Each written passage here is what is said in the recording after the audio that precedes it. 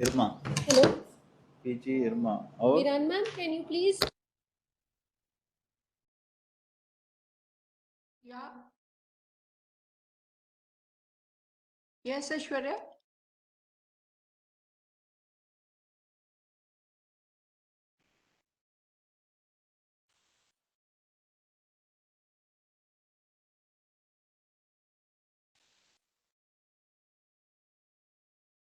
Can you hear me?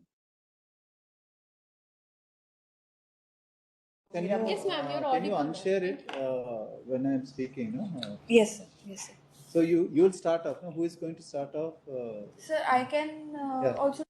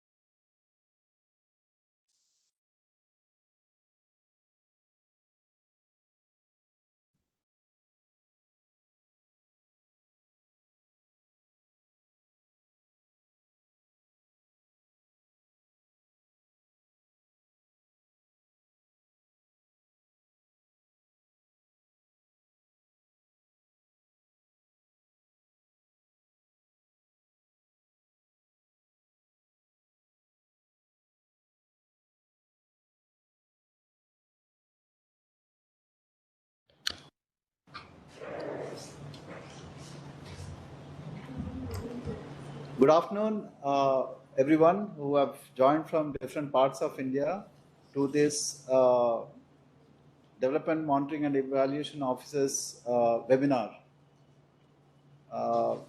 We are here today. I also take this opportunity to welcome the panelists who have kindly agreed to be part of this discussion, and also to KPMG colleagues who are also going to make the presentation. This is the sixth webinar, state webinar series that Development Monitoring and Evaluation Office, which is an attached office of Niti Aayog, is organizing. This is part of DMEO's effort to reach out to state officials and disseminate the findings of various evaluation studies that we have held. As part of continuation of government schemes from 14th Finance Commission to 15th Finance Commission period, the government had decided to conduct independent evaluations of the scheme for deciding whether the scheme should be revised or modified or dropped. So as a part of it, DMEO conducted evaluation of 125 centrally sponsored schemes through 10 different packages. One of the package is the social inclusion and elite sector, which was evaluated. We already had fifth webinar where we talked about the social inclusion part, the social justice, minorities, and other ministries. Today we will be focusing on schemes relating to Ministry of Home Affairs and Ministry of Law and Justice. We conducted close to evaluation of 30 schemes of this ministry, but today broadly we will be focusing on modernization of police and infrastructure facilities for judiciary. This evaluation was conducted by DMEO in close collaboration with the concerned ministries, with support from KPMG Advisory Services Private Limited.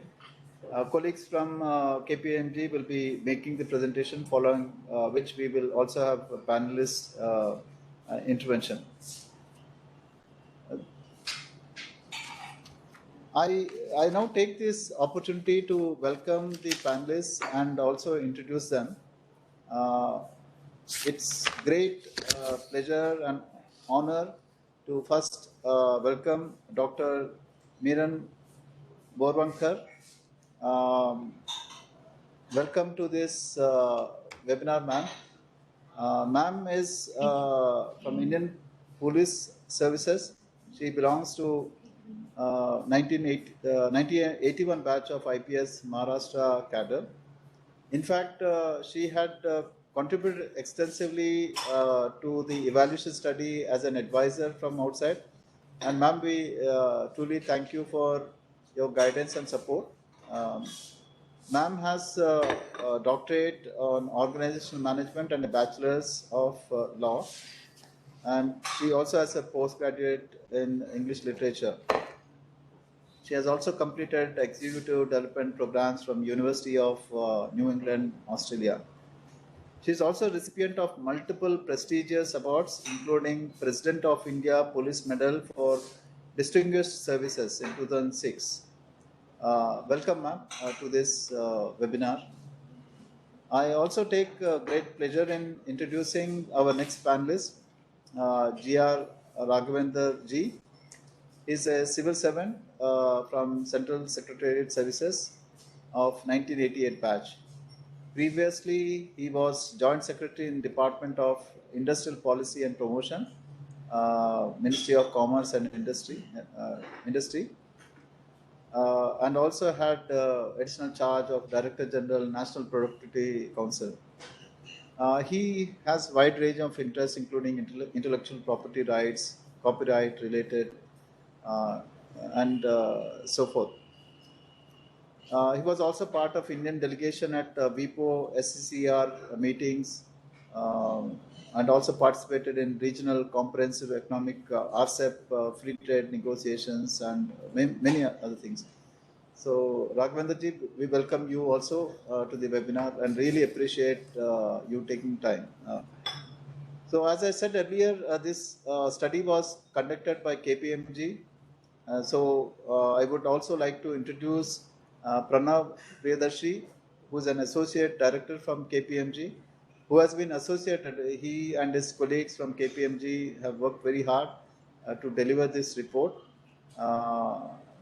Pranav Priyadarshi has a postgraduate degree from IRMA and has wide range of interests in various sectors and had done extensive work in his past.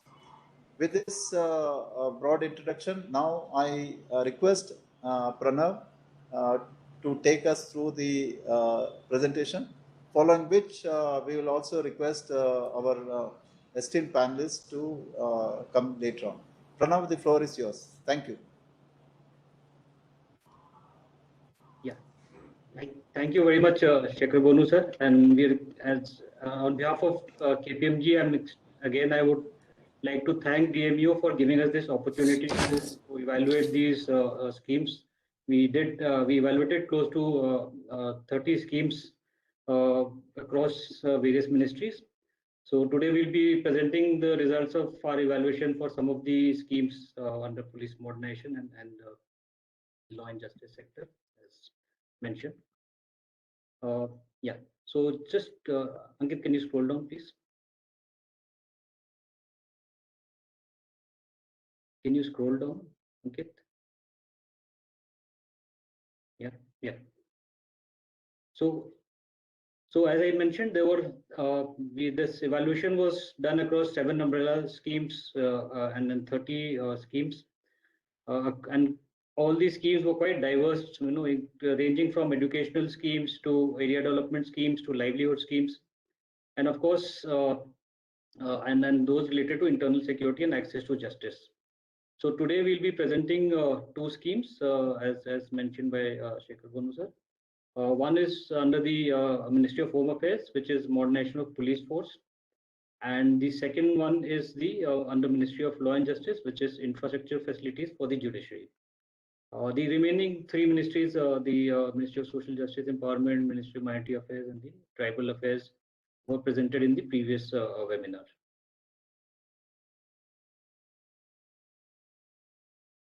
So when we started this evaluation, I mean, the very overall, the objective of this evaluation was to assess the performance of the central sponsored schemes, where we tried to map the challenges that had been experienced while these schemes were being implemented, and basis the challenges observed, we tried to give recommendations for mitigating these challenges, and also looking at the good practices from better performing states and whatever learnings were there, since this was done across multiple states.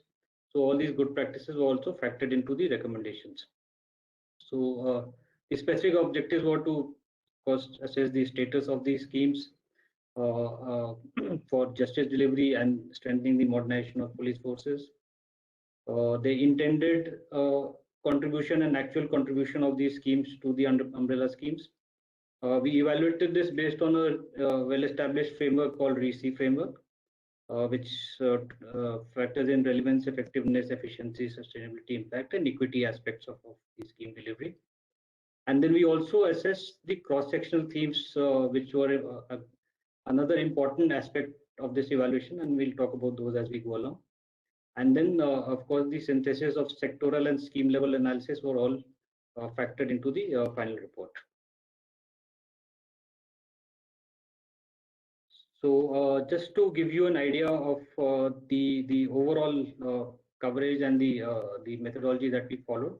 So since this was a complex evaluation and also the scope was quite humongous, we essentially broke it into 3 modules so that we could actually crystallize the learnings from one module and then build it into the second module. So the first phase of the study was to focus on the literature review. So secondary research was done extensively across more than 350 documents that were reviewed. And then we also, based on this review, we also then did the very detailed sampling, selecting close to 12 states and several districts across this, and then within that the villages and so on. And then we also developed the investigation, key areas of investigation, including the detailed data collection tools. Following that, once the sampling was done, 13 states, 34 districts were selected. And then we had an approach of doing qualitative data collection as well as quantitative through household surveys. And then the last final phase was to consolidate all these findings in form of, so analyze the findings under the RECI and cross-sectional themes, and then consolidate all these findings in form of sectoral and scheme level findings, and basically contributing towards scheme rationalization. So as I mentioned, the primary data collection was done covering more than 2,550 households. Key informant interviews were done with state, national, and even national, state, and even local level respondents. Focus group discussions were done with the community members themselves. So since we had a whole very broad layout of these schemes. So we had, say, for example, border area development scheme, we had tribal related scheme, we had schemes related to police modernization, which was focused on the LWE areas. So we followed a purposive sampling. If you look at it, the states were sampled in a way that we were able to collect enough information across all these schemes that we had, all the 30 schemes across these 13 states. So that was the whole idea of sampling. So we had hilly states, Himachal and Punjab, and then we had Himachal, and then we had Uttarakhand, then we had tribal states such as Odisha, and then some of the coastal areas, and even northeast states, Assam and Manipur. So so with that, I'll come to the findings from the evaluation of the scheme, which was assistance to state for police modernization of police forces. The scheme, in terms of its objectives, focuses on reducing the deficiencies in police modernization, leading to reduced dependency on the central forces by the states, and also to introduce modern technology and equipment, etc., for regular policing. So that is the overall objective of the scheme. So the scheme has been in operation since 1969-70, when it was realized that the state governments didn't have the financial cloud to focus on police modernization per se. Also, it wasn't very much part of their agenda. So it required a dedicated focus to bring parity across the states as well. And therefore, the union government started supplementing the state government efforts towards police modernization. So this started with a smaller funding of 50 lakhs to start with per year, and it was almost 50-50 cost sharing.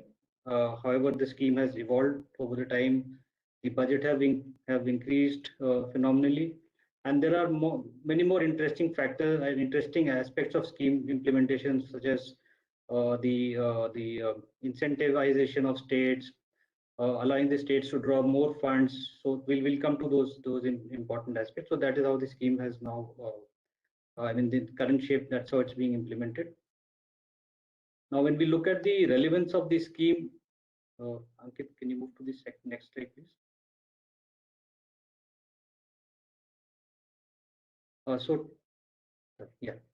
So when we look at the relevance of the scheme, of course, the scheme we find is highly relevant because for the reasons that it not only focuses on the from the perspective of catering to the sustainable development goals, but it also focuses on augmenting the capacities of police forces.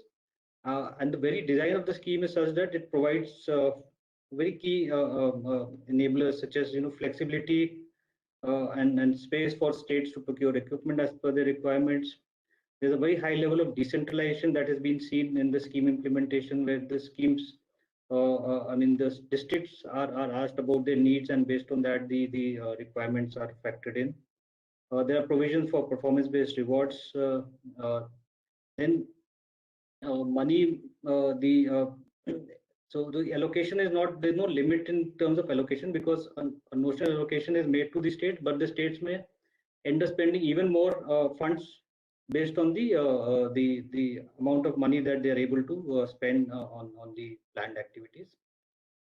And there's a long-term planning, because this scheme encourages the state to first develop a state perspective plan for police modernization, and then the annual plans have to feed into the perspective plan. So there is, of course, a focus on the long-term planning.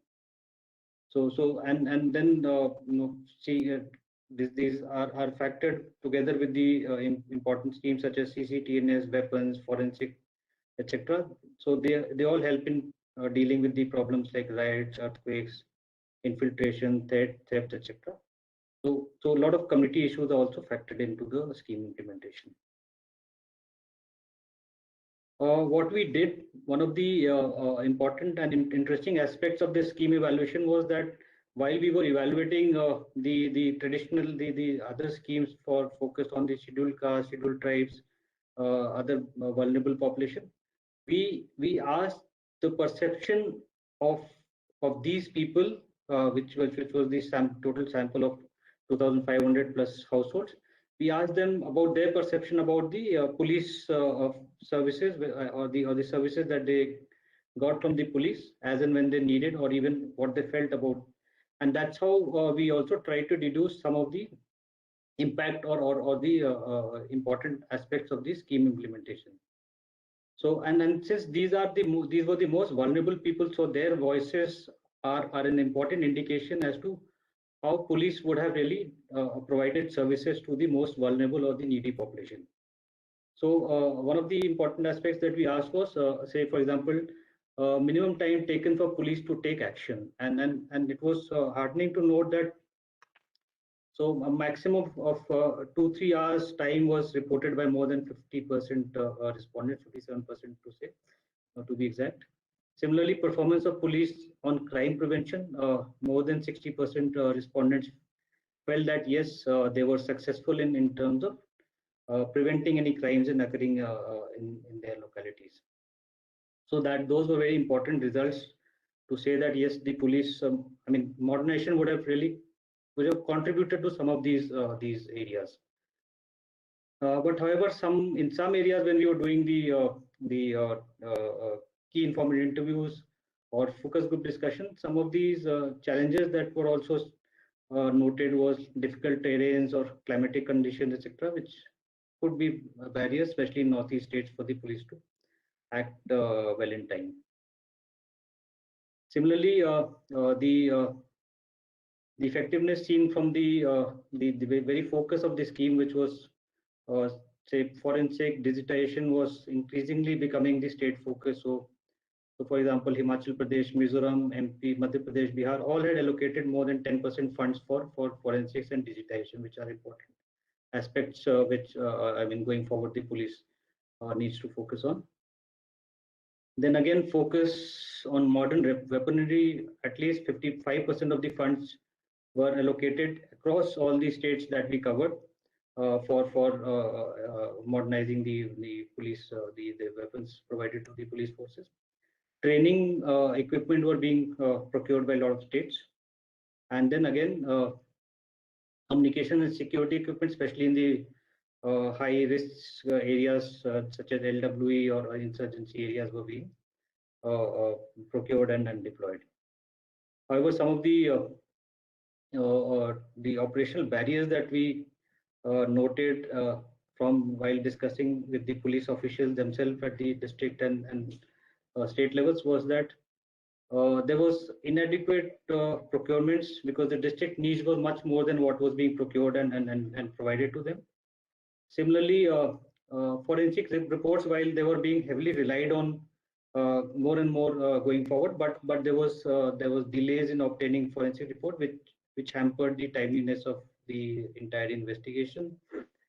And also some people, especially at the lower levels, noted that the skill sets of the people were not really in line with the enhanced modern equipment such as computers or sophisticated outputs, reports, etc., that was being generated. The skill levels had to be really needed to be more focused on much more in order to augment them. Coming to efficiency, again, if we note that the overall fund allocation and release has been very healthy over the years. So both across category A and category B states. While category A, there's been a little lesser funds because these are not the high focus states. But if you look at category B states, of course, the fund utilization has been quite high, 85% and above. And overall, if you look at it, it's 85% over the years. So that is an important aspect of the implementation. And similarly, this trend is also noted if you look at the disaggregate data across over the years.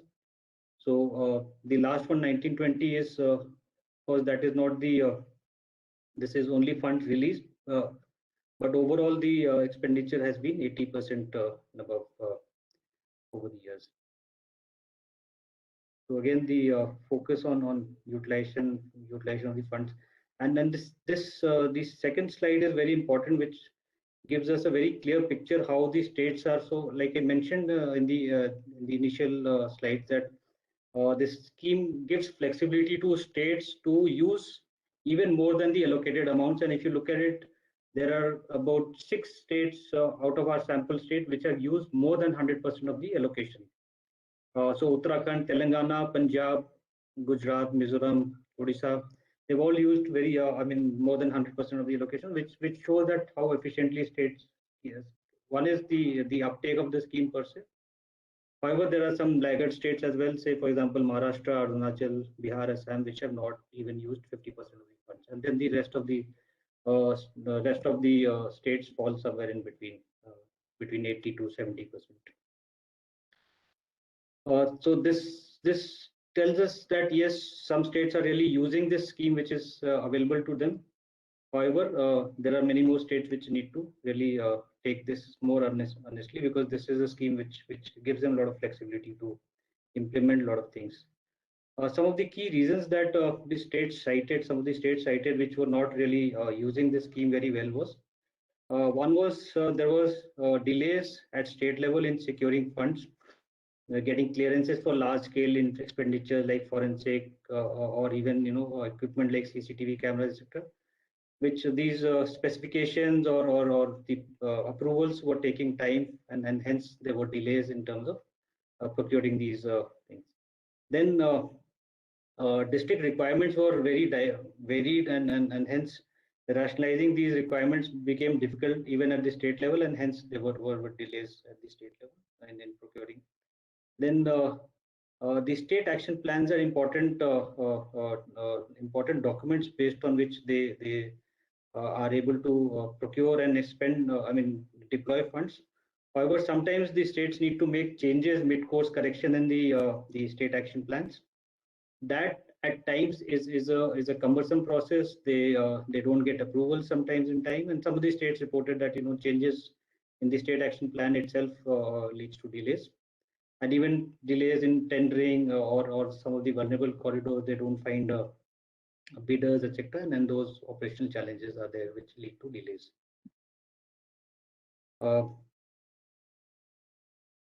So basically, there have been. Sorry, I'll come to the next slide because you can. Okay, you move to the early. Yeah. So it's fine. The efficiency, the next slide of efficiency, please just go back. Yeah.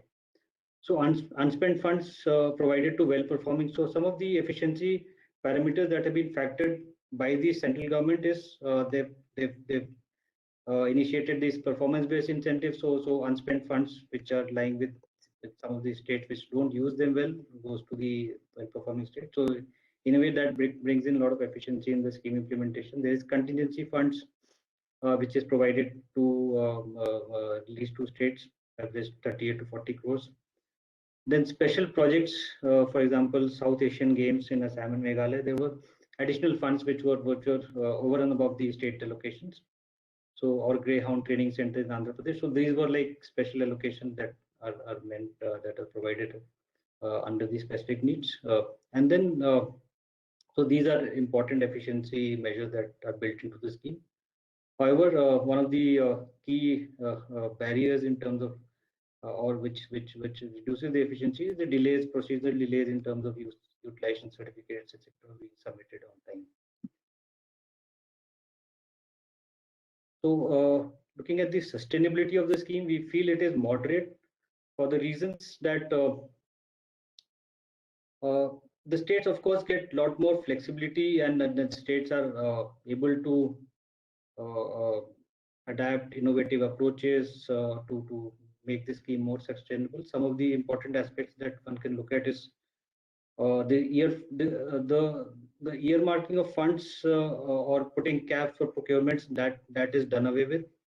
There is more flexibility provided to procure arms, ammunition, and even the dependence on Ordnance Factory Board, which used to lead to a lot of delays earlier, has been removed. So states are free to procure from open market, from other providers, whoever can provide their required equipment or ammunition, etc.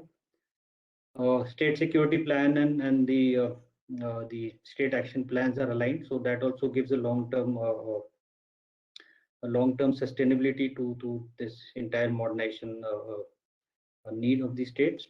And then, however, what we feel is important is that there's a national standard for arm and ammunition, forensic equipment, wireless communication, etc., is being formulated. While we did the evaluation, that was in the process of being formulated, but that is an important thing because the states need such standard guidelines for them to for the procurement to be more streamlined. There's more focus on technological advancements and then innovative measures like inclusion of community policing, etc., has been factored in. However, training, as we mentioned earlier, is an important aspect, and that is found to be inadequate by many of these states. So that is something which kind of hinders the overall modernization initiative. In terms of impact, again, looking at the community feedback, response of police during emergencies, a lot of people, more than 60% felt it was immediate. And then there was some about 10% said within half a day or say within one day about the police responses there, which is quite heartening to note. Similarly, responsiveness of the police when approached for help, about very high majority, about 75% or more than 75% felt that they were responsive whenever they were being approached by any means. So this is an important indicator. These two are important indicators to say that okay, yes, police is there available as and when people need them. Procurement of emergency response equipment is something which is being done by all the states that we surveyed. So again, police is really focusing on this emergency responses through even the purchase of related equipment. Overall satisfaction, again, these are all perception because a lot of these people may or may not have used these services, but overall perception about the satisfaction with police, performance of the police was again very high among the respondents that we had covered. And again, a lot of more than 70% felt that yes, there has been some reduction in crime in their areas, which is again, which goes on to say that yes, one of the roles of the police is to prevent occurrence of any criminal incident. So that again is being done well by, and then some of this would have been contributed by the modernization of police. Community policing again is something which has been important aspect that has been focused on. Higher adoption to technology for different functions such as citizen portal, online FIR, background verification, etc. And a lot of people in the border district especially felt that there has been reduction in crime, or even the LWE districts, 76% felt that crime has reduced. So which is again an important parameter because these are the people who again are more vulnerable as compared to the rest of the population. Again, in terms of equity, we looked at how it was police functioning vis-a-vis safety or preventing crimes against women was being viewed, and a lot of people again felt, more than 70% felt that the crime against women, there has been some reduction compared to earlier cases. And similarly, again, if you look at state level, most of the states, if you look at it, except some of the northeast states, are more than 70% feel, I mean, have more, and even it goes up to 96% in case of Kerala. So very high reporting of reduction in crime against women. And it also goes on to say it also aligns very well with some of the approaches that has been taken under the scheme, like women's safety desk has been made mandatory in many states such as UP, Telangana. Arunachal Pradesh has focused on training police personnel responding to needs of women and children, and so on and so forth. So a lot of these state-wise important measures have been taken to really give more focus to women, crime against women, and that has really shown in the responses of the citizens as well. With this, we come to the issues and recommendations that we have for the scheme and areas that can be still focused on to make the scheme much more effective going further. So one was lack of flexibility of the state to make changes in the state action plan, which was an important area that states kind of felt that was required. So we feel that at least from the total funds that are allocated to the states, at least 10% funds could be made flexible. So up to 10% of the changes in any state action plan, they should be done by the state without any, I mean, could be done at their level without requiring, or they could just inform the central ministry and make those changes. And later on, as and when the approval could come subsequently. Then poor rate of utilization certificate submission. Again, there's a operational factor that leads to a lot of delays overall. So it needs to strengthen the feedback mechanism for the states to review the progress and enable any mid course correction. under budgeting of some of these like CCTNS by the states. So need to encourage states to focus on priority schemes through different means of planning, resources, monitoring. So some of these priority schemes need to really redouble the focus on these schemes.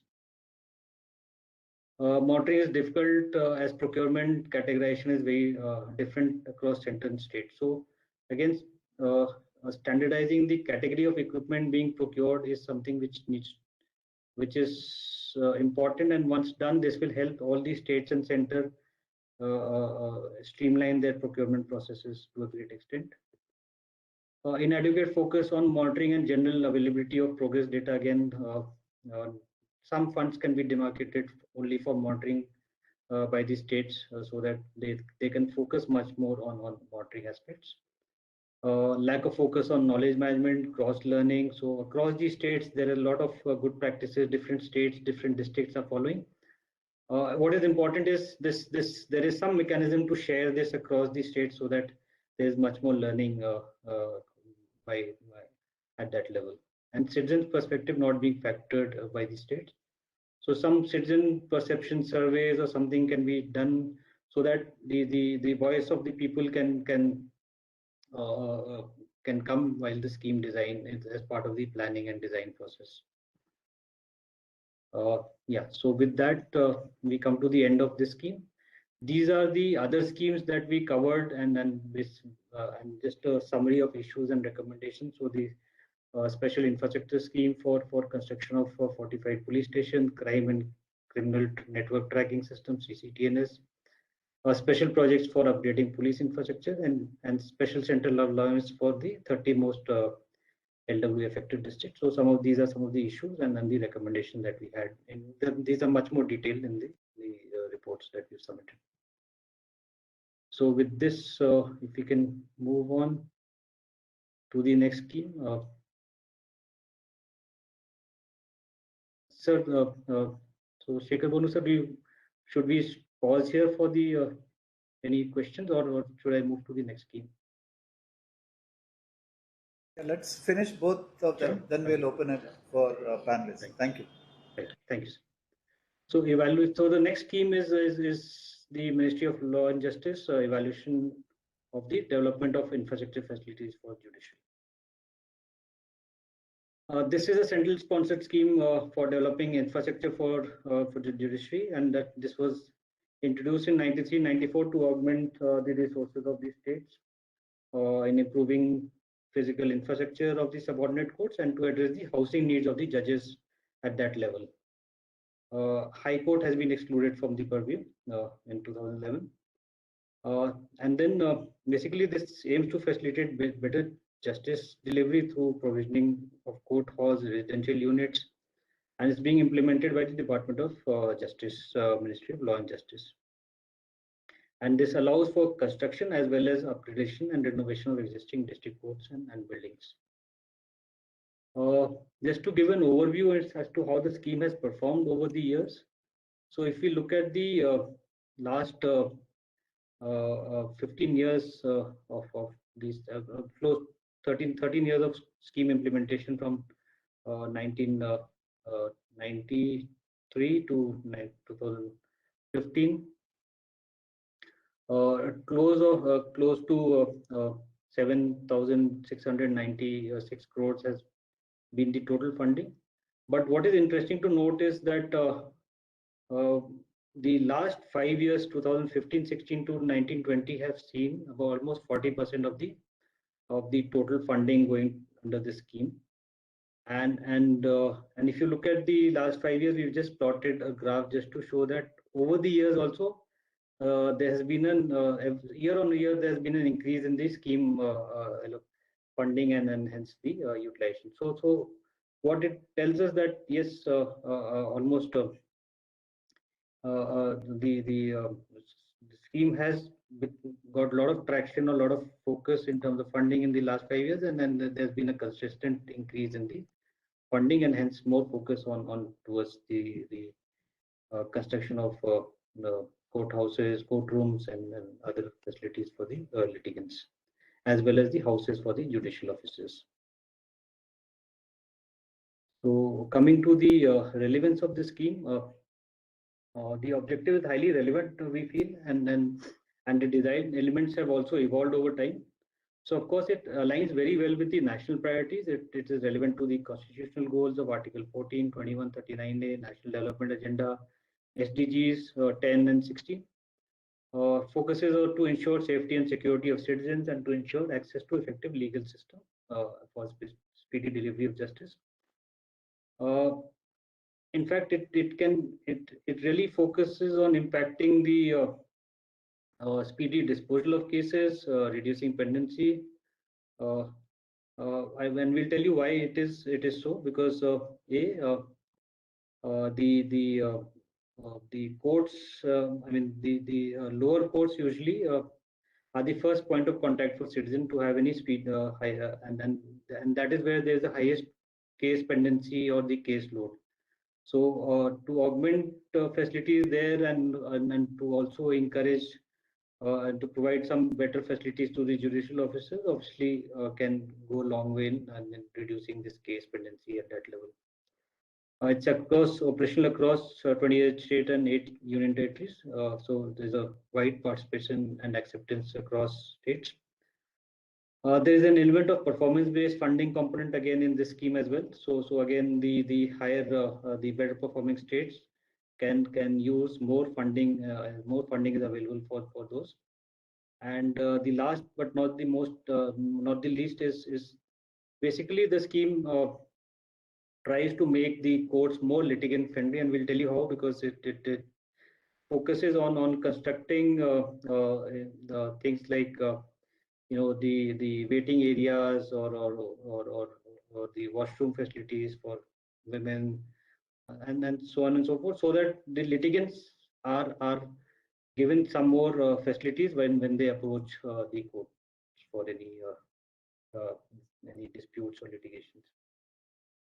So again, here in the when we did the primary survey, there was a wide, more than 90% people, so almost the largest number of people felt that the district courts actually are the point where they need more facilities, because they enable the access to justice much more than any other judicial thing, any other level of courts. Now, in terms of effectiveness, we feel that the scheme has been moderately effective in creating the judicial infrastructure, because if you look at the court halls, so the output indicators tell us the court halls to be built, but number of court halls successfully built and fully operational. So if you look at this, it's almost like 50% is the output. Similarly, if you look at if you consider the another important indicators is number of residential units for judicial officials. Again, what has been successfully built and fully operational is only 3,000 out of the required 5,000. So just about 60% has been achieved there. Again, what is also important is if you so again, there is large number of vacancies existing in the judicial positions. So again, if you look at the and hence the actual requirement of the courtrooms or halls or residential units. So it's actually 18% surplus if you consider the working strength of the judicial officials, but against the sanctioned strength, there is actually a deficit of 7%. So again, the actual strength, the manpower is a big challenge, and then no matter how many courtrooms are built, but you also need to augment the judicial officials by the same proportion. Similarly, again, for the residential unit use, if you look at it, 21% surplus as per the working strength, but 20% deficit as per the sanction strength. So that this is an important indicator which tells us where the challenge, another set of challenges lie. Similarly, if you look at the expectation of the litigants, also, so they feel that the availability of judges is something which again they value more than anything else. almost 50% people feel that what could make the courts more effective was one single largest biggest factor was the ensuring the availability of judges, and then the dates and availability of courts and so on were more secondary factors compared to the primary one.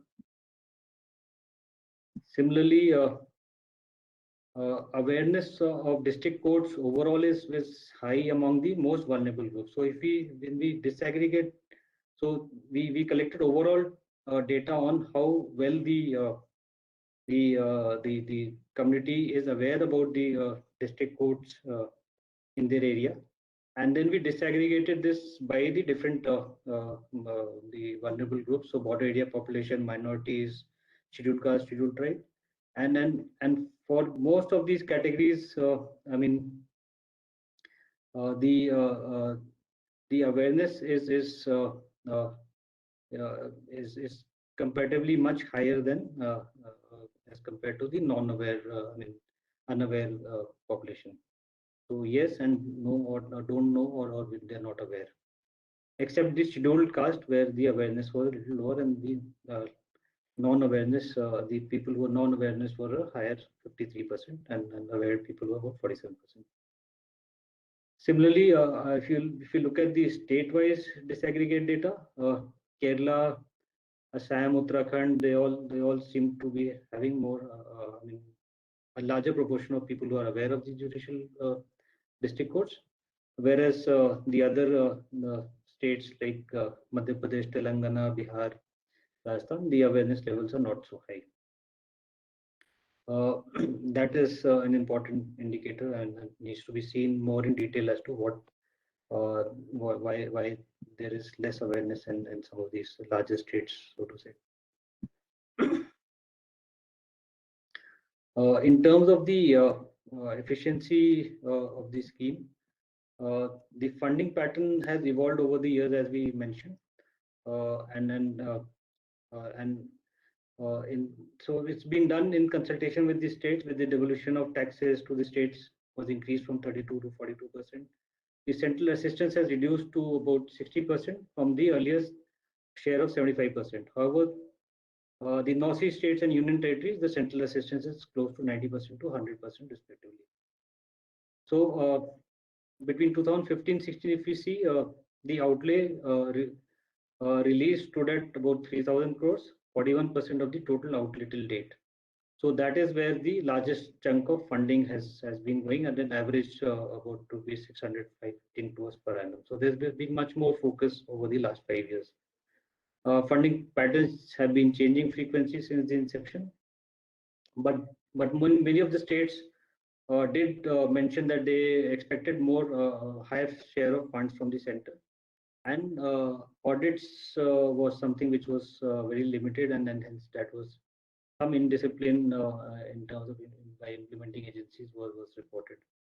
Then again, state expressed constraints in identification of land sites, because the courtrooms within the existing court premises, there's not much land available to build newer buildings and so on. So and getting new land was a challenge.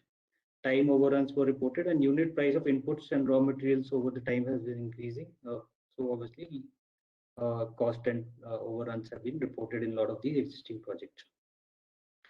The Nyaya Vikas portal, as we see, facilitates real-time monitoring, because it's an important, very good dashboard which gives a real-time status on this on various indicators. So this is an important initiative that has been taken by the ministry. Yeah. So in terms of other factors, again, we look at the surveys that we did, especially with the litigants when we posed them outside the court premises. Majority, so time taken to resolve a case from filing to judgment, if you look at it, majority was 1 year to 5 years, and then 38%, and then more than 5 years was 11%. So again, about close to 50% people the time for resolving a case is about more than a year to about 5 years or even more than that. Again, frequency of hearings, if you see, again, it's a large proportion where the matters are heard about once a month or even more than, or it's once in 2-3 months.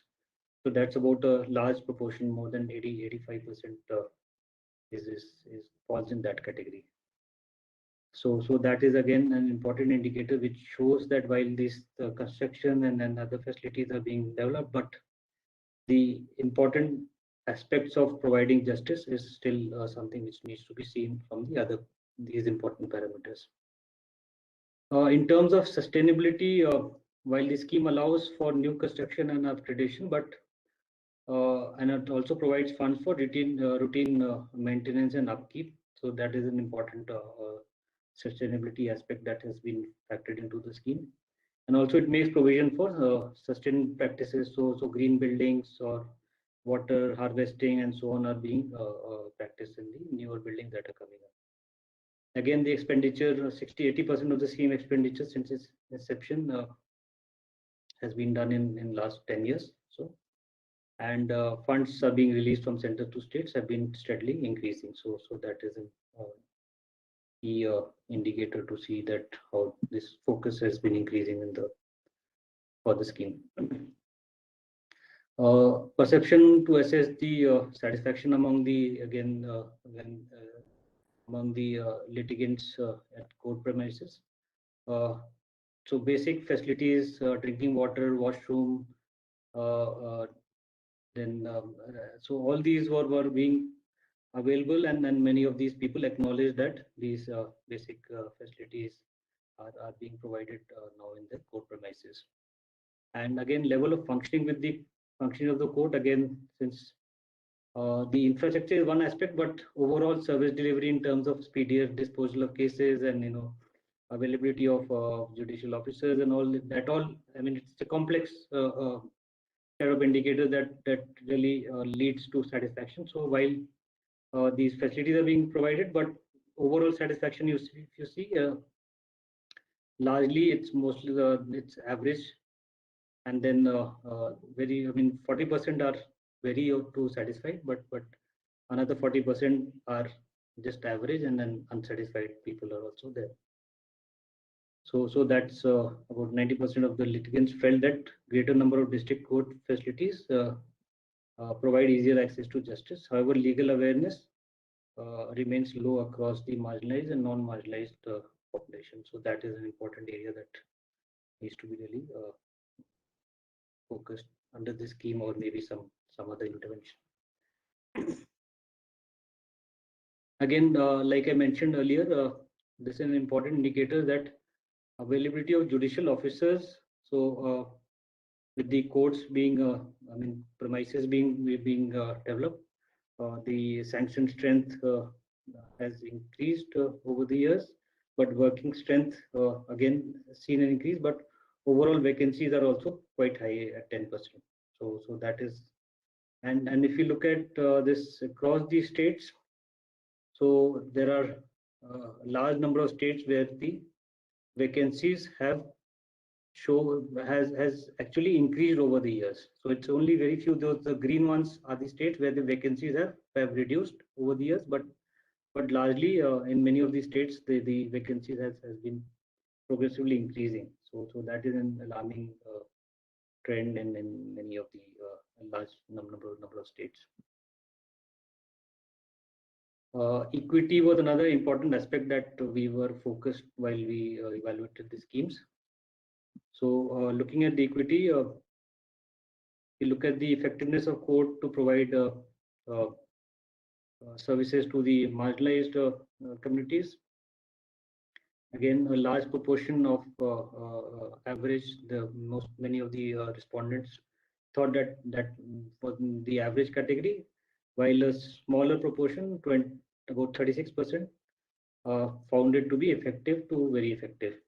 So that was, and again, under trial prisoners again is very high. So about 69% of the prison inmates, based on the secondary data, are under trials, and 66% under trials would belong to the vulnerable groups of SC, ST, and OBC. So again, that is an important area to be considered, and then somewhere these are important parameters to be focused on. So construction of litigant-friendly and code complexes make them barrier-free, and they have toilets for women as part of the guidelines. So that is an important aspect. Affordability of judicial processes again remains a key point and requires consideration. And about 40% of litigants surveyed found court to be poor in delivering and providing access to justice to rural and marginalized communities. So that is again a perception that needs to be, perception or service delivery gap that needs to be raised. So coming to the issues and recommendation that we could provide for this scheme was funding restriction under the scheme has led to underutilization and inconsistent implementation. So funding should be allocated as sectoral or thematic expenditure for the judiciary for the states, keeping in mind the flexibility and states' domestic priorities to ensure improved implementation. Present audit performance remains inconsistent, inadequate. So again, focus on regular auditing is something which, and both auditing for both economic and social spheres will lead to better impact-oriented outcomes. Availability of data in public domain, again, Nyaya Vikas portal is something which, but it remains restricted because, and the recommendation is that there should be an MIS framework, and that should ensure that general public has access to the MIS data on this. Again, access to justice for rural marginalized is still a challenge. So, developing a comprehensive framework that factors stakeholder inputs and rural areas, common service center network should be utilized to expand the services of this. Expand services to these people. Less use of advanced technology is something which is seen in this scheme.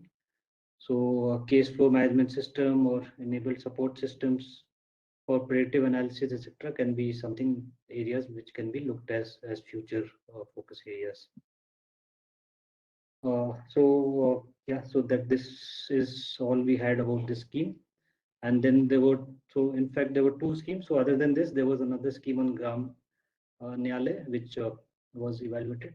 And these are the issues and recommendations we had for the Gram Nyale as well. So with that, I come to an end for this session on these two important schemes. Thank you so much.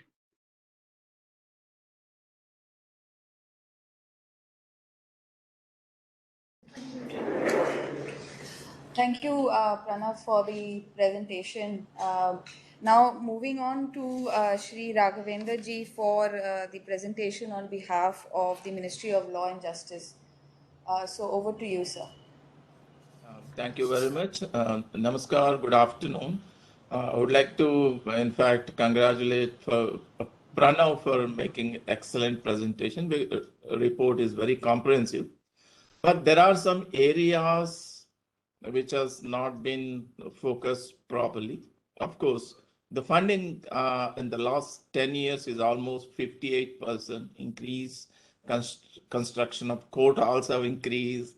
Residential units have increased. And, three aspects basically, internationally, whether you read the World Bank's report or OECD report or UNDP report on the social inclusion in the policy making, especially in this kind of infrastructure provisions. So we do consider about the availability of the courthouse. Of course, that has already been mentioned as per the sanction strength all over in India. And I'm not going to number. So, the numbers have been already projected by him. That is number one. Number two, access, access issues that we have also focused. He has mentioned about not only access to the courts in district and subordinate level, even panchayat level. Panchayat level, we have the second tier panchayat, that is Gram Nyala has been set up. but unfortunately, it is not mandatory. As per the Gram Nala Act, Section 3 says it is for the state government to decide in consultation with the respective High Court jurisdiction and implement this. And the funds, central funding is very limited in that.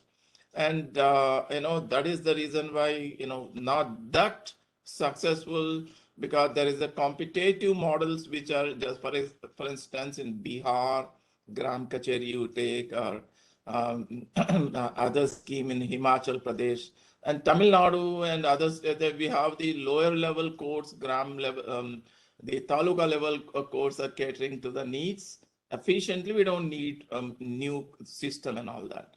Then he mentions about limited audit of this or lack of sufficient audit. With my experience, this is my 6th year running this scheme. I've taken 2 extensions from the cabinet, first 3 years, now the next 5 years, of course, with the contribution of Niti Aayog and KPMG in that, the evaluation report. What I say is, audit is happening, and the recent audit observations are really eye-opening. The way the planning is being done, the way the site identification is being done, construction is being done, especially in the Northeast. Various questions have been raised. And today only, I had a comprehensive revision of comments which have been sent to by officers, audit report. It's covering all the aspects of implementation.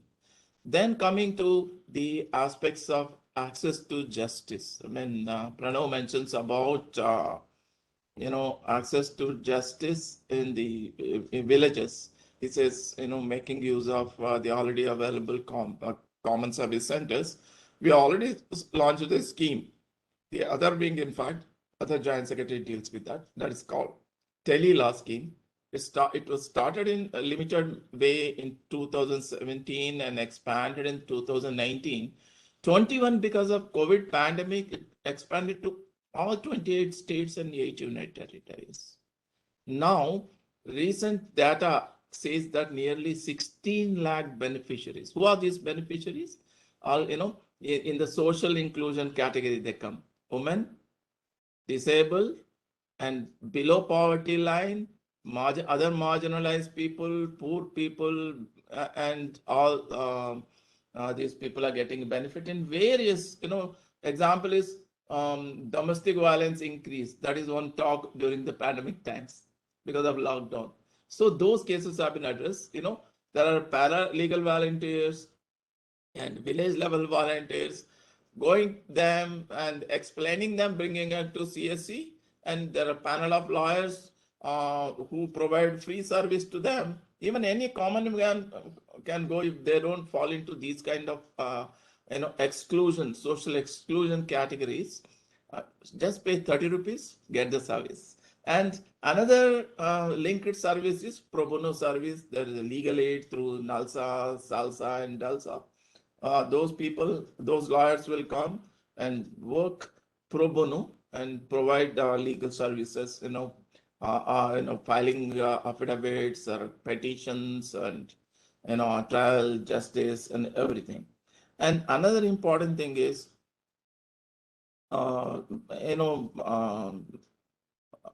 that is about the technology. The electronic tools are made available to the judges. Electronic tools are case management tools I'm talking about. And judges and both lawyers, they can access this not only through the web portal using their desktops and laptops and whatever new devices they have through internet connection. The lawyers can download e-services app. The more than 40 lakh downloads are there, and about 20,000 downloads. Another special application for the judges have been provided. These all help them, accessing the each and every case. Of course, we have a National Judicial Data Grid, which World Bank and its EODB report in 2018 exclusively praise of the the great work which Supreme Court in collaboration with the Government of India, Department of Justice has done that. And using the more advanced cutting edge technology that's being looked into in the E-Code phase 3, which DPR is being prepared. There, what are the reasons that there may be some common reasons for the pendency? And so what are these reasons? That analytics will be provided using various AI algorithms and data analytics to focus on and help the judges to fast track their those cases which have been listed before the bench. And another important aspect, of course, Pranav mentions about the availability of toilets and all that. We started a new component, as you are aware, when IPMG gave a report. In the new scheme, when the cabinet expanded, we introduced a lawyer's halls where it's very important that lawyers should have a place to sit and interact. That one proposal being included. And another one is toilet complexes for the, it can be both male, female, and transgender, whatever, which distinguish things, and that can be included. And the third and more important is the item we introduced with the initiative of the Department of Expenditure, that is flexi fund component. Now, the northeastern areas and hill areas may have various disasters, and the court building may get damaged. And even Kerala had terrible floods last couple of years, and court buildings may get damaged. So in such situation, what they are supposed to do? So flexi funds, 25% of the central funds can be utilized to do the repair works of these existing buildings which have been damaged due to various disaster events like earthquakes and floods, etc.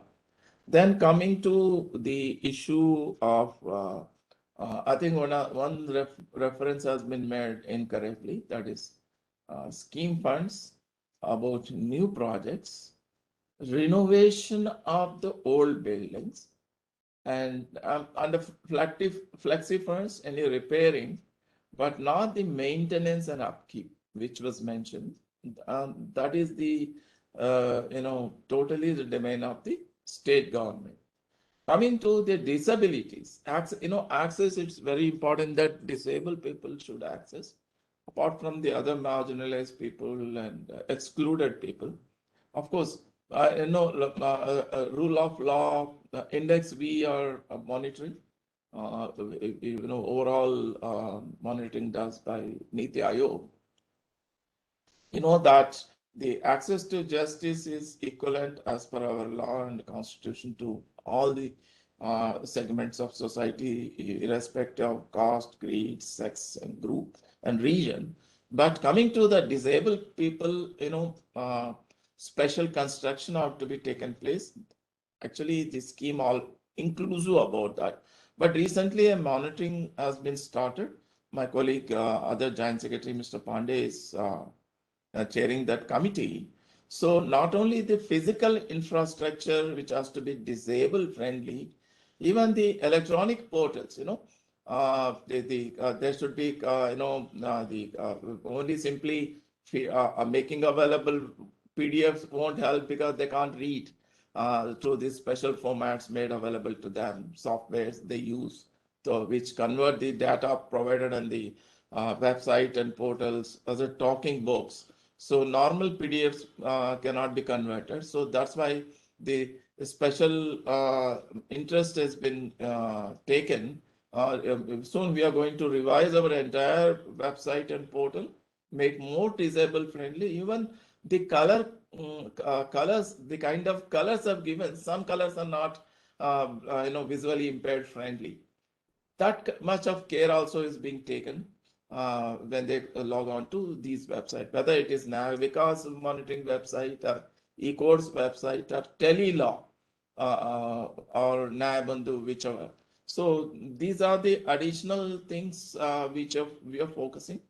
So hopefully, we'll improve the access to justice, and also try to reach people who are supposed to be not reachable. And that's what we are trying, making our efforts to reach them. And there are 75,000 CSCs all over India. Recently, the law minister, attended a event we organized in Ambedkar Bhavan. He gave away prizes to people who are working in remote areas of J&K and Northeast and hill areas. They are efficiently providing this tele-law service and advisors. More than out of 16,000 people who came for justice, more than 15,20,000 people, their problems have been addressed. So it is nearly 98% of their issues have been addressed. So this is it.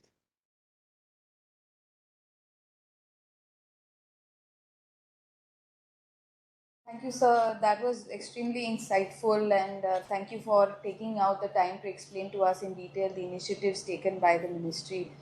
I would now request Dr. Meeran Borwankar to come in from the perspective of the modernization of the police force. Over to you, ma'am. Thank you. I thank Development Monitoring and Evaluation Office of Niti Aayog for giving me this opportunity, and I appreciate KPMG for the very detailed presentation and comments followed by the esteemed Joint Secretary. Now, I have gone through the presentation which was sent to me earlier by Aishwarya, and I will give my comments which I noted. Now, the slides have been not been numbered as 1, 2, 3. I think they've been picked up from the pages. So, page number 13 talks of that modernization improves everyday operation of police station and makes them better prepared to address community requirement. I totally agree. The funds given through modernization, when they reach police stations, they do help the community and the police station. On page 38 of the presentation, I'm again repeating, presentation is not numbered as per the slide, but picked up from the pages. When KPMG says that 57% of the people surveyed said that police help comes after 2-3 hours, between 2-3 hours, I think it's a matter of concern. And that 76% of the respondents said that they are satisfied with the response. That somehow does not convince me. If police is reaching 2-3 hours late, still the satisfaction level is 76%. I feel we need a relook. On page number 18, delays in obtaining forensic reports is the key reason behind slow investigations. I think most of the participants today, we have about more than 100, they would agree that we have 118 now. They would agree that it's a major reason for delay in investigation and submitting charge sheets in the court. Then on the same slide, limited skill sets generally are generally reported. I totally agree, especially the CCTNS, which has been reviewed by KPMG. The feedback is that even the IO level is not fully conversant and not fully skilled to operate CCTNS. On page 49, they have mentioned that 10% flexibility should be given to the states to use the budget as per their needs. I very strongly feel it should be 25%. Because sitting at the center, you cannot assess the needs. And therefore, I wish they had increased this from 10 to 25%. Then KPMG has flagged a very important issue that states do not take feedback. and states do not conduct citizens' perception survey after they utilize funds or after they launch some schemes. I think this, since we have more than 100 participants from the states, they must note that whenever we are launching a scheme, I think within a year we should also organize a proper thematic survey by well-equipped agencies, both feedback about the scheme as well as citizens' perception about the scheme launched, especially in this context through modernization.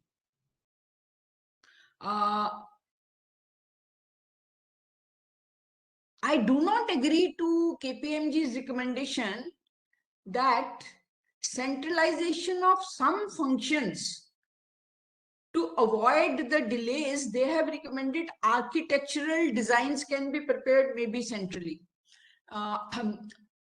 As a retired DG BPR&D, Bureau of Police Research, I would like to inform the House that BPR&D did some time back make architectural designs for police stations. This has not been successful. So I think architectural designs are better left to the states. So just like I am of the opinion that 25% of the funds should be used by the states as per their needs, similarly, I feel the designs, even of hills and plains, states having major hills and plains, should be left to them. This particular point I do not agree. I also feel, and having talked to KPMG earlier during the course of the study, I think they are being very polite to the center. Despite the presence of the Joint Secretary here and the chairperson, I would like to say that funds are utilized. Also, one major reason is that they are released very late. I have gone through the whole process of rushing everything because funds are received in January and by 30th March, 31st March, I have to utilize them. So I don't know why this particular point has been missed, that if funds are not utilized adequately, how much of it is due to the late release of, delayed release of funds by the center. I totally agree with the KPMG when on page 105 they had talked of sharing of, need to share the best practices. So I congratulate this Office of Development and Monitoring Evaluation for disseminating this study conducted by KPMG, and I encourage this practice of sharing good practices, and especially Bureau of Police Research and Development can play a very crucial role in this. Though this is not my mandate, but I also have two comments on the study conducted about the infrastructure, court infrastructure. I totally agree with the Joint Secretary that along with the infrastructure, it is the software which brings police, courts, jails, and witnesses together on the same platform, which will help disposal of cases. For example, a case X is fixed for tomorrow. Tomorrow, when the judge comes, he realizes that summons were not served. This information that summons were not served could have been given to him on the through the software much earlier, so that he could have kept another case. So I would agree with the Joint Secretary that along with infrastructure, it is the software. And now that they have started tele-law service, which will go a long way in reducing the pendency. And my last comment, I am totally on board with the Joint Secretary, Mr. Raghavender, that audit, inconsistent and inadequate audit is something not acceptable to me. Having worked in government, I feel we are audited so much that it kills that spirit of creativity and using the funds in a broader way.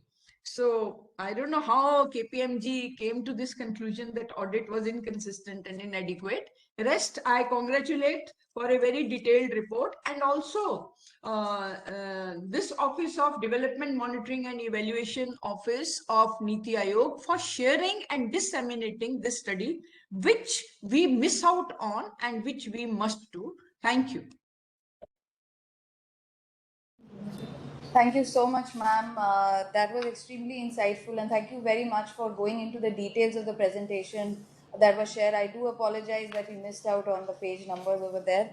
I'd just like to request. No, that's, I think it's KPMG which should have given slide numbers. I don't know, but the page numbers were there, so that's not an issue.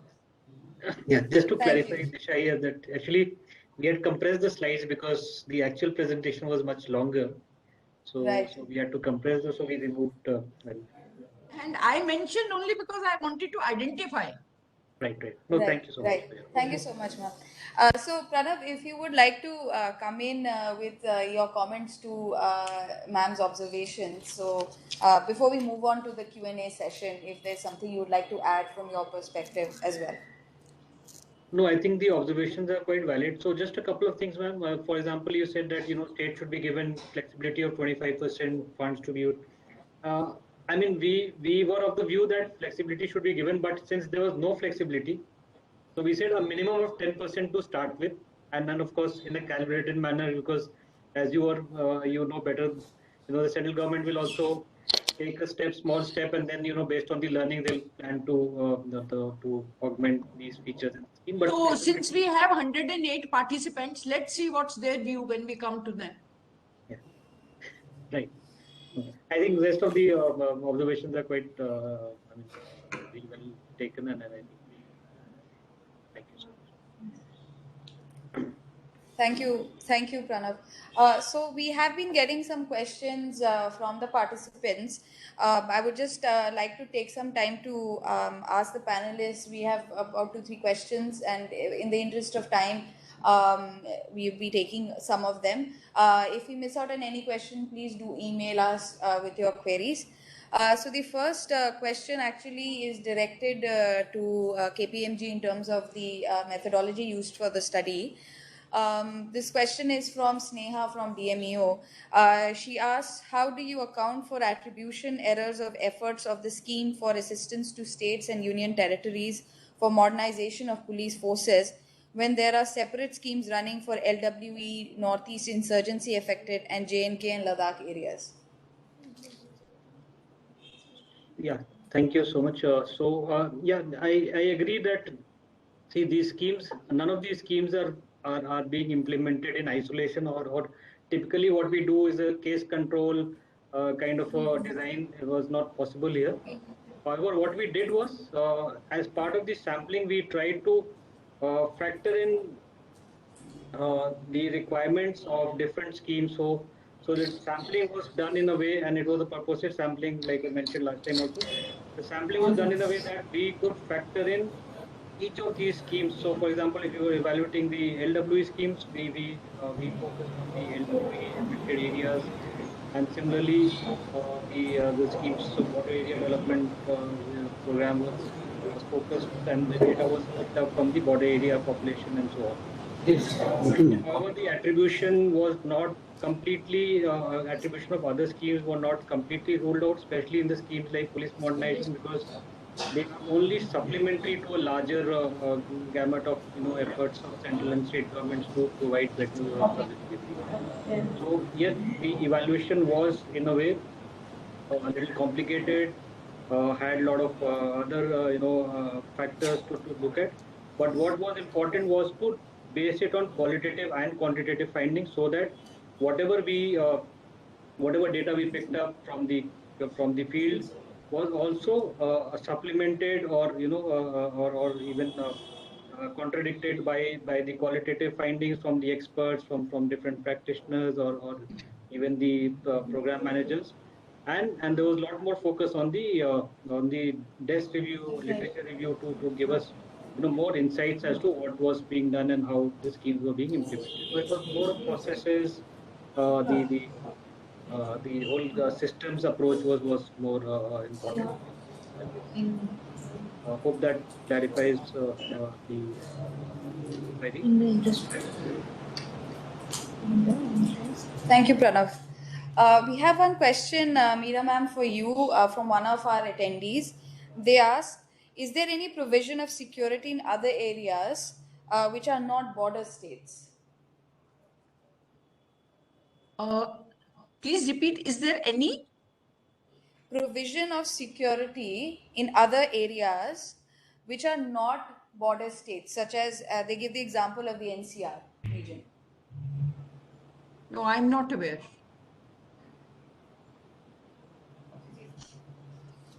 In that case, we will respond to this through emails. Yes. Thank you for asking this question.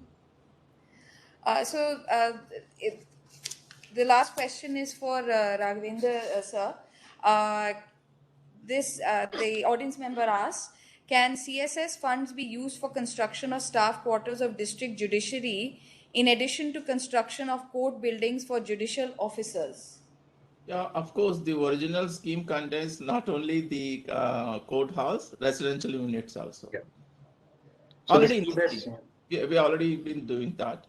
But what KPMG report, Mr. Pranav was saying that not only focusing on physical infrastructure is not sufficient. Now the new technology have to be used, starting the virtual courts and video conferencing. Entire pandemic period, the way Supreme Court and High Courts, 25 High Courts managed, Supreme Court emerged as a world leader. That's what Law Minister said in a recent question reply in Parliament. Nearly 1 crore cases they have. Sorry, 1.81 lakh cases they have dealt, disposed of during the pandemic, and about 60 lakh cases by all 25 courts, and about 10 million cases by entire district subordinate. It was on during the lockdown and the pandemic, 2-year pandemic period. And then virtual courts also start functioning.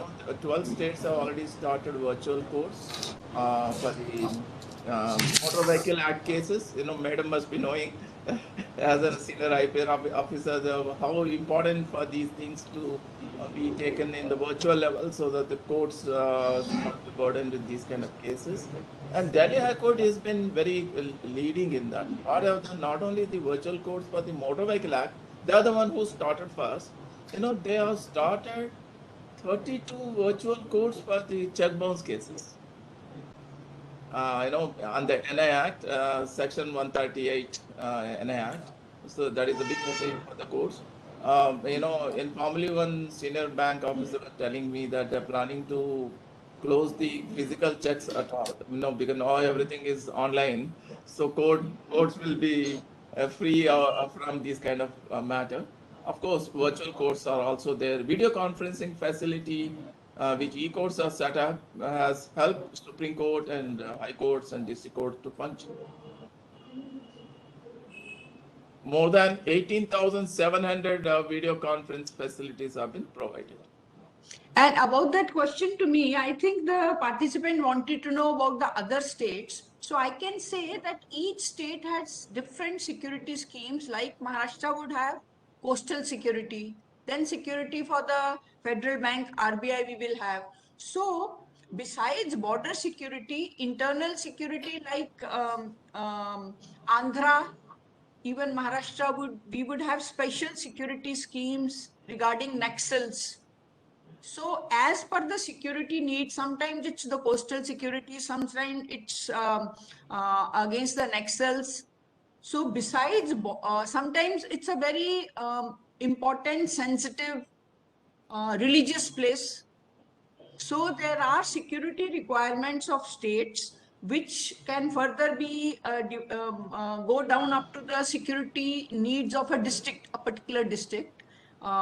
Maybe there is a river which always overflows, so floods are a regular feature. We'll have security. So there are different security schemes from block level to the district level to the state level and to the national border levels.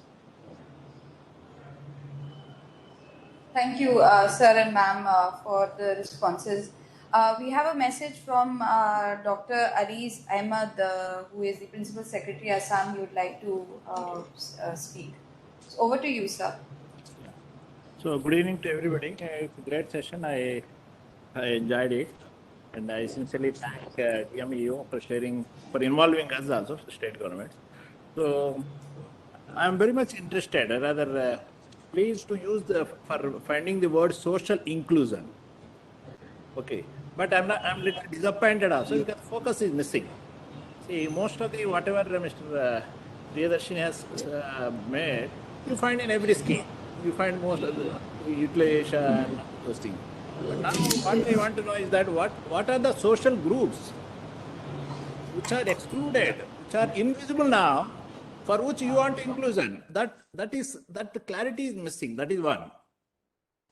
And second is that, and how the present the schemes impacted services to those socially excluded groups for which we want social inclusion. Okay, most of the schemes we do it. And major problem now which I find, I don't know why you have not flagged it, for monitor, if you are evaluating them, first what are the indicators for inclusion?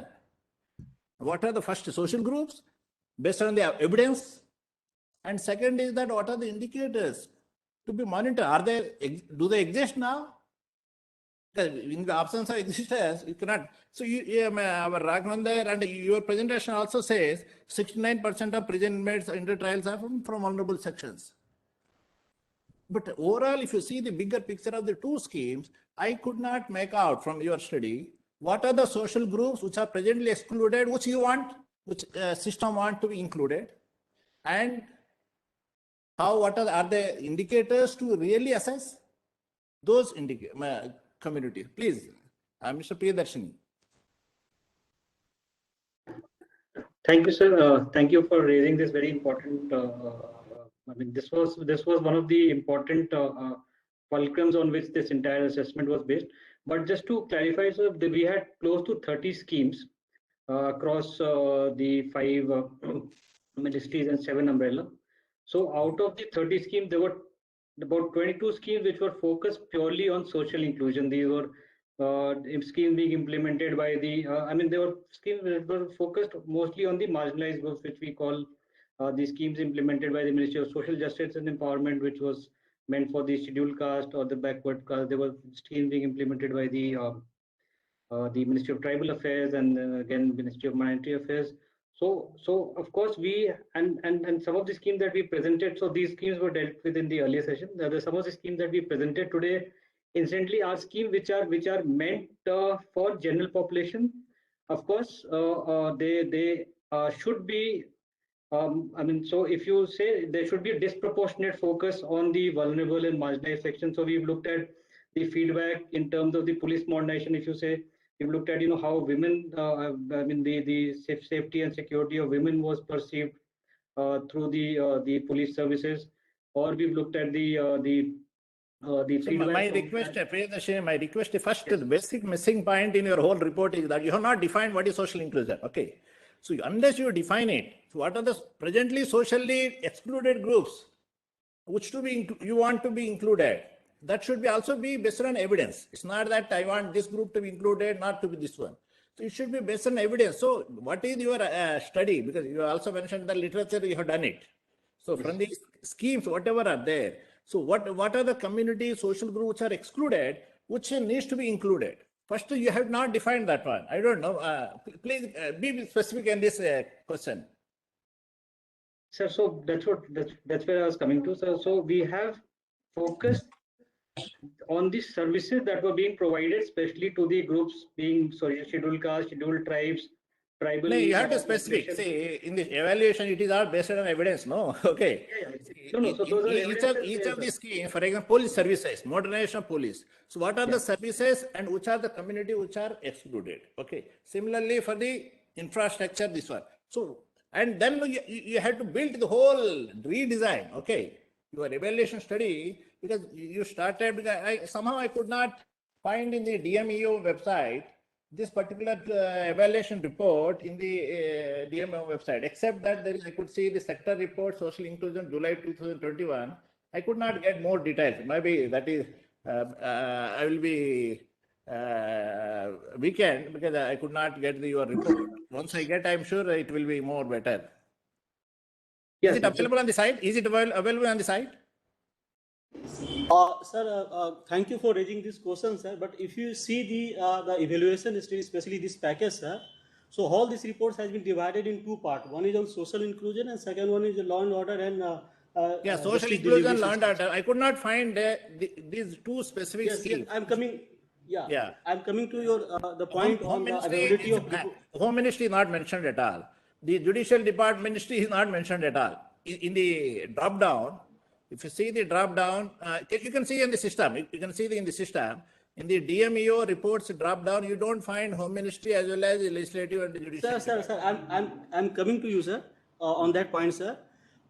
This whole reports has been, published under 5 volumes, sir, and last 2 volume 4 and 5, I think that was relating to, I think 4 was relating to Ministry of Home Affairs, and 5th was relating to, sir, I'm coming to that, sir.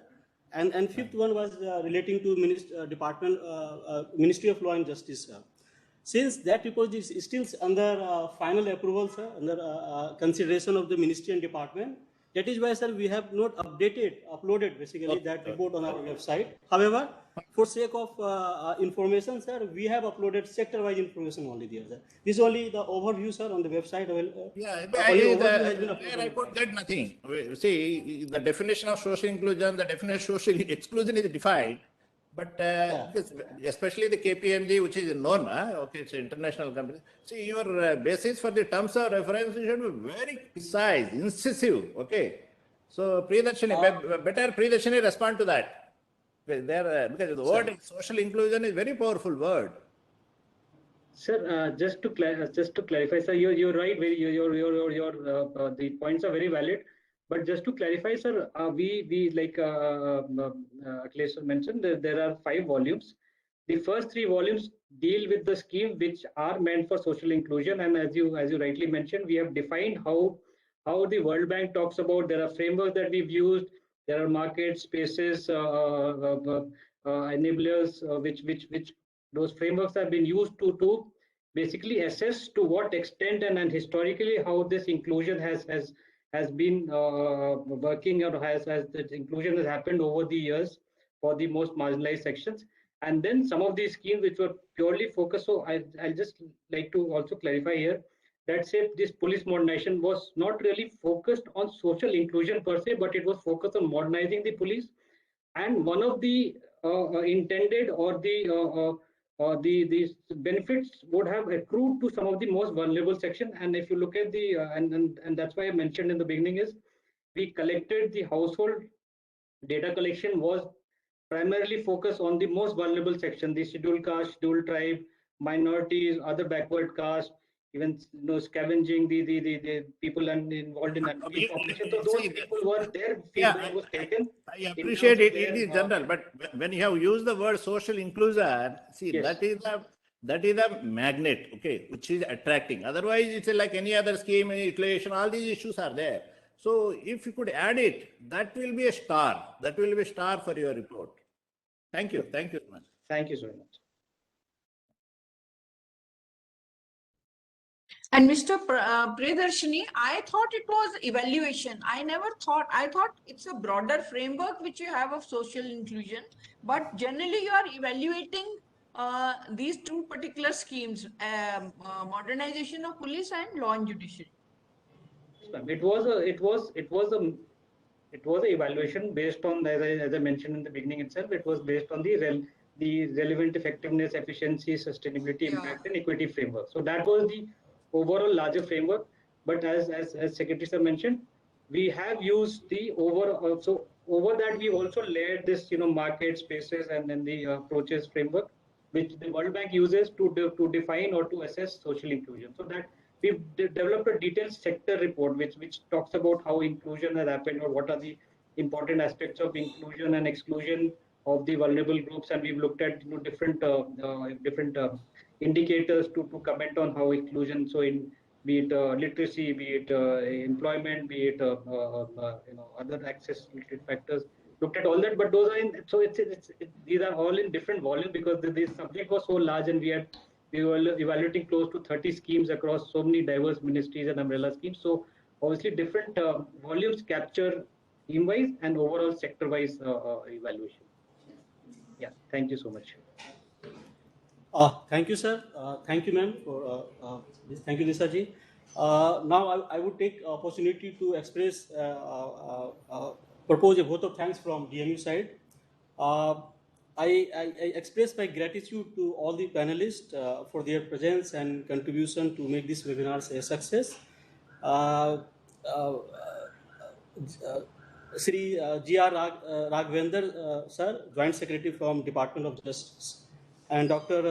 Meeran, Chadha, Borwankar, ma'am, ex-IPS officers and former DG BPRND, to take out time from their busy schedules and grace the events and providing us some of the additionals and updated information which was not available in that reports in our presentations.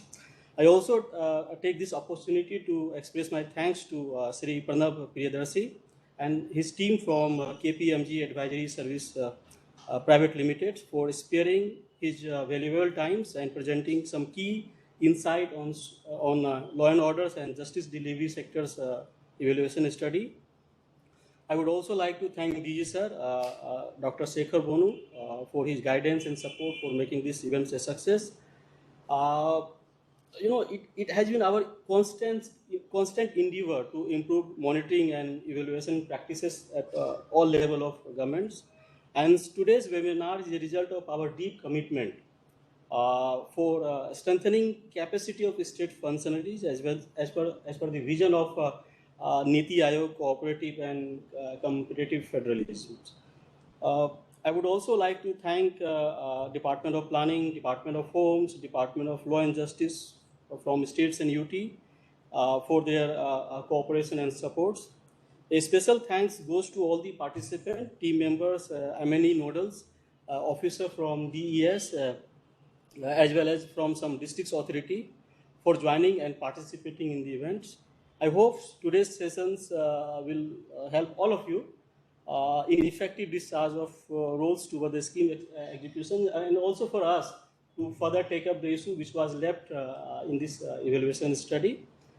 I would also like to mention that we have shared a compendium of best practices which has been emerged out of this evaluation study with all the states governments, and the same has also been made available on the websites, and the detailed evaluations reports will also be uploaded in coming days on the website, DMEO websites. At last, I thank Disha Bhattacharya and Aishwarya Ravi Kumars and entire DMEO teams and state models for successfully conducting today's webinar. Just to mention that this is the 6th in series of the webinar on sector presentation by DMEO. We have some more similar webinars in coming days, and detail of same will be shared over the mails. Once again, I thank all of you for making this event a success. Have a nice day. Thank you all. Excellent job done, especially Shekhar Bono sir and DMEO team have been doing great work. Of course, in collaboration with KPMG. Thanks a lot. Jai Hind. Thanks, ma'am. Thanks. Thank you. Jai Hind. Jai Hind. Thank you so much. Goodbye. Thank you.